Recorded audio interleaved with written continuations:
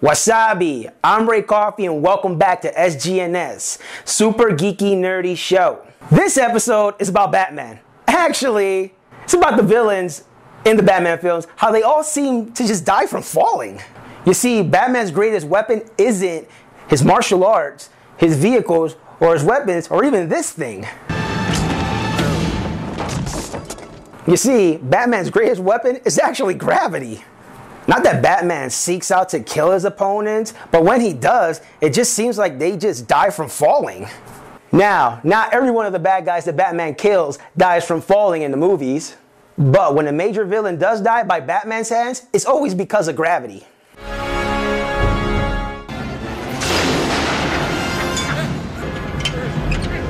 In Tim Burton's Batman, the Batman anchors Joker's leg to the gargoyle. The weight proves too much to be for the Joker, who eventually falls to his death.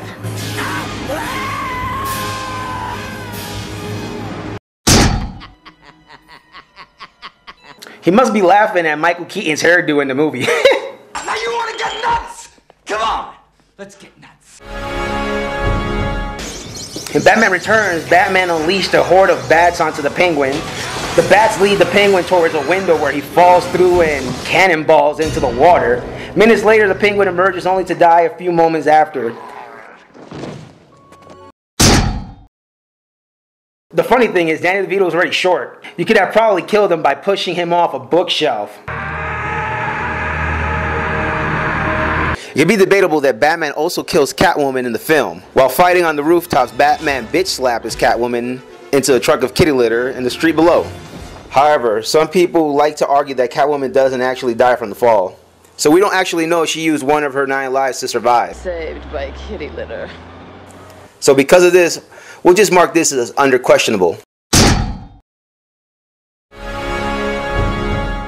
In Batman Forever, just as Two-Face is about to flip his trusty coin in the air, Batman deviously makes it rain, causing Two-Face to desperately try to save his trusty coin. This causes Two-Face to lose his footing and fall to his death.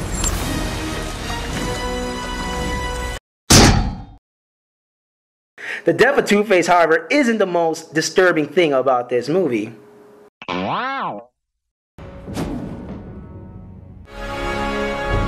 Speaking of disturbing, that pretty much describes the entire Batman and Robin film. Though no major villain in the film is killed by Batman or anybody else, the movie did, however, manage to kill Arnold Schwarzenegger's career. Oh, yeah! In Batman Begins, Batman uses one of Ra's al Ghul's own lessons against him. You never learn to mind your surroundings. And leaves him on the subway train as it speeds down the broken tracks. As Batman flies away, Ra's al Ghul plummets to his death. Who knew that Batman liked to rub it in when he was about to kill somebody?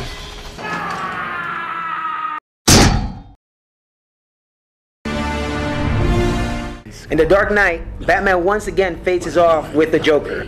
But unlike in the 1989 film, Batman actually prevents the Joker from falling to his death. Two-Face, on the other hand, isn't so lucky, as Batman tackles him off the side of the building.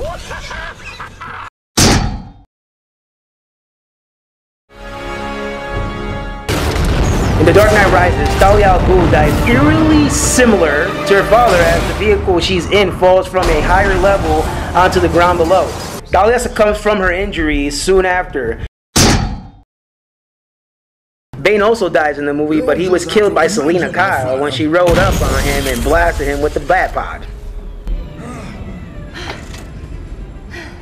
I felt a little sorry for Bane. He was friend-zoned by Dahlia the entire film and dies horribly for his troubles. Actually, I have no idea if Bane was completely friend-zoned. For all we know, he could have gotten a piece of that Talia tail. Of course.